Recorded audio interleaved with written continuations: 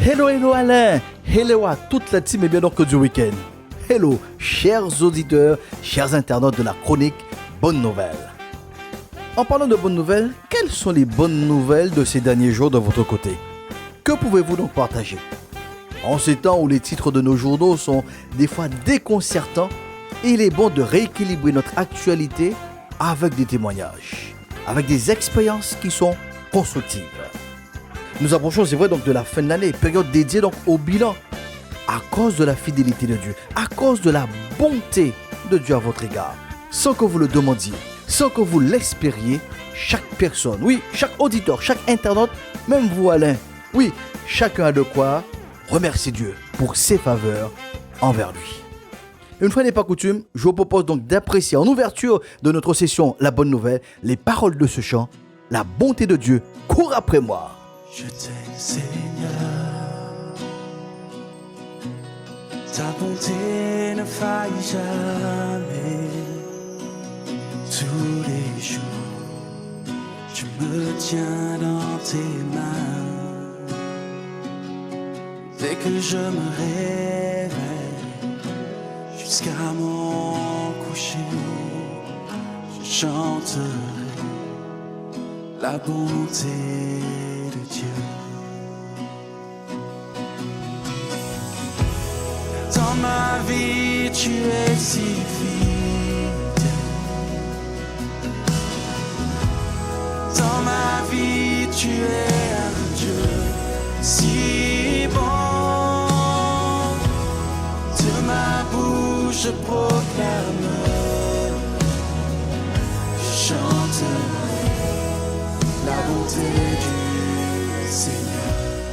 Il est important de bien dissocier d'un côté la bonté de Dieu du comportement de l'homme de l'autre côté. Dieu ne change pas, il est invariable, il n'a pas de parti pris. Tandis que l'homme change du jour au lendemain. Que dis-je? L'homme a la capacité de changer du matin à l'après-midi. Alors, je fais cette allusion car j'ai été interpellé par une étude menée sur les violences économiques dans le cadre du couple. Avant de considérer les résultats de cette étude, permettez que je rappelle que le couple tire son origine du principe de la complémentarité.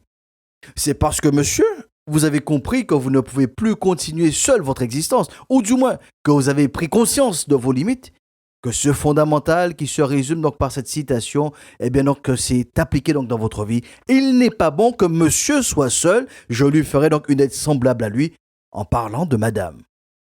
C'est le même principe qui prévaut pour madame. En acceptant de vous mettre en couple avec monsieur, par les liens du mariage, vous exprimez votre besoin de complémentarité. Cette vérité fondamentale a aussi résonné dans votre existence. Il n'est pas bon que madame soit seule, je lui ferai une aide semblable à lui en parlant de monsieur. Dans les sessions à venir de la Bonne Nouvelle, nous aborderons donc les sujets qui concernent les couples, si Dieu le veut bien. Mais en attendant, durant cette semaine, la rédaction donc de la radio a proposé de revenir de manière plus détaillée sur l'information majeure du 6 novembre dernier, où pour la 8e fois, la newsletter Les Glorieuses mettait donc en avant à travers un calcul basé sur des statistiques européennes l'inégalité de salaire entre hommes et femmes en France. Pour un rappel, je citerai donc des extraits du papier du 15 novembre de la journaliste Elodie Soupama. Ainsi donc, nous pouvons donc lire une enquête donc IFOP, Institut français d'opinion publique, pour les Glorieuses, a été réalisée par questionnaire auto-administré en ligne donc du 17 au 19 octobre 2023 auprès de 951 femmes ayant été donc déjà en couple. Elle a été menée pour mettre en évidence l'exposition donc des Françaises aux violences économiques dans le couple. Il en résulte qu'une femme a 2 fois plus de chances d'être victime de violences économiques conjugales si elle gagne un salaire beaucoup moins important que son conjoint. Les violences économiques, écoutez bien donc la définition. Les violences économiques conjugales se définissent par un contrôle, un appauvrissement ou un manque à gagner qui peuvent aller jusqu'à la dépossession totale des moyens d'autonomie financière des femmes, indique donc la newsletter Les Glorieuses. Fin de l'extrait de ce papier. Lors de notre dernière session, bonne nouvelle, je faisais donc part de ma participation à une table ronde sur le harcèlement moral et le harcèlement sexuel au travail. Un premier élément qui m'a frappé, c'est que 3/4 de l'assistance était féminine, avec 3 intervenantes. Le deuxième élément qui m'a interpellé, c'est que les auteurs de ces harcèlements étaient masculins. Alors, trouvez l'erreur. La singularité de la chronique Bonne Nouvelle, c'est qu'au milieu des drames, au milieu des épreuves, au milieu des problématiques, il y a de bonnes nouvelles qui s'appliquent. Par bonnes nouvelles, nous entendons les principes, les vérités qui contribueront à la meilleure version de vous-même, à une meilleure saison dans votre destinée. Chers amis auditeurs, hommes, laissez-moi avoir un cœur à cœur avec vous. Parlons d'homme à homme. La première bonne nouvelle, pour vous, messieurs, pour nous les hommes, c'est que le Dieu créateur a donné à l'homme, mâle, la mission de tout gérer, dont sa famille. La deuxième bonne nouvelle, c'est que le Dieu de la vie est le premier à avoir fait le constat que l'homme ne devait pas rester seul. L'homme mâle avait, l'homme mâle a, et l'homme mâle aura toujours besoin d'une aide. C'est pour cette raison que la femme a été créée. La troisième bonne nouvelle, Dieu a pris donc une cote. Le Dieu créateur a pris donc une cote de l'homme pour créer la femme. Et comme quelqu'un le faisait si bien remarquer, Dieu n'a pas pris la tête pour que la femme soit au-dessus de l'homme. Dieu n'a pas pris le pied pour que la femme soit la serpillière de l'homme. Il a pris une cote pour que l'homme puisse avoir la femme à côté de lui, qu'ils marchent ensemble de même part. C'est sous cette base que Saint Paul affirmera en Éphésiens 5. Quant à vous, Marie, que chacun de vous aime sa femme comme Christ a aimé l'Église. Il a donné sa vie pour elle afin de la rendre digne de se tenir devant Dieu après avoir purifié par sa parole. Comme le bain nuptial, il a ainsi voulu se présenter cette Église à lui-même, rayonnante de beauté sans tache, ni ride, ni d'aucun défaut, mais digne de se tenir devant Dieu et irréprochable. Voilà comment chaque mari doit aimer sa femme comme si elle était son propre corps. Ainsi, celui qui aime sa femme s'aime lui-même, car personne n'a jamais haï sa propre chair. Au contraire, chacun la nourrit et l'entoure de soins. Chers amis auditeurs, messieurs, monsieur, une fois de plus, je vous rappelle que la domination a été donnée pour maîtriser les éléments de la nature qui ne sont pas de la même nature que l'homme, donc son prochain. En aucune manière, un homme ne peut exercer une pression morale sur son semblable. En aucune façon, le mari, sous couverture d'être le chef du foyer, il ne peut se prévaloir d'être supérieur à la femme.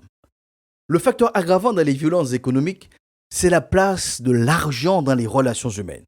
C'est toujours l'apôtre Paul qui nous rappelle que l'amour de l'argent est la racine de tous les maux. Les statistiques le démontrent bien. Le baromètre utilisé pour ce sondage prend en considération 24 situations possibles, réparties en 3 catégories. Troisième catégorie, protégez-vous. Demandez de l'aide. Quand, par exemple, il bloque votre carte bancaire sans vous le dire. Demandez de l'aide quand il ne paie pas ou ne paie plus la pension alimentaire. Demandez de l'aide quand il s'oppose à ce que vous preniez un travail. Demandez de l'aide quand il contracte des dettes en commun sans vous le dire. La deuxième catégorie de ce baromètre dit vigilance, dites stop. Il y a de la violence conjugale quand il s'oppose à ce que vous occupiez un poste mieux rémunéré que le sien. Quand il dépense pour lui de l'argent consacré au foyer, aux enfants. Quand il insiste pour que vous fassiez un 50-50 sur le budget alors qu'il gagne plus que vous. Quand l'argent fait perdre l'essence de l'amour, quand l'argent ne contribue plus à la construction du couple et de la famille, cela veut dire que l'argent est devenu le maître du foyer. Chers internautes, messieurs, monsieur, je vous invite à revenir à des vérités simples. Quelles que soient les économies que vous pouvez faire, quelle que soit la richesse accumulée, quand vous êtes rattrapé par la maladie par exemple, quand vous êtes alité, couché, c'est bien une tierce personne dont vous avez besoin. Il ne s'agit ni du banquier, ni des euros, ni du collègue de travail, ni du joueur de domino. Il est plus que certain que c'est la femme que vous méprisez, la femme que vous dévalorisez, la femme que vous humiliez, à cause de l'argent, qui se retrouve à votre chevet comme votre infirmière à domicile. L'argent ne répond pas à tout. Par contre, la femme est une aide inestimable. Messieurs les dominateurs, messieurs les malcrabes, messieurs les harceleurs, Vous avez besoin de changer votre regard sur vous-même. Vous avez besoin de changer votre regard sur la femme et singulièrement sur votre conjoint, singulièrement sur votre compagne. Le Christ est celui qui est le mieux habilité à vous accompagner dans cette transformation. Il est l'exemple, il est le modèle de la douceur, de la bienveillance. Avec humilité, rencontrez celui qui est humble de cœur. Plus qu'hier, la chronique Bonne Nouvelle veut contribuer à la meilleure saison de votre existence. C'est pour cela que nous poursuivrons donc cette mission dans une prochaine session. Nous poursuivons donc notre réflexion.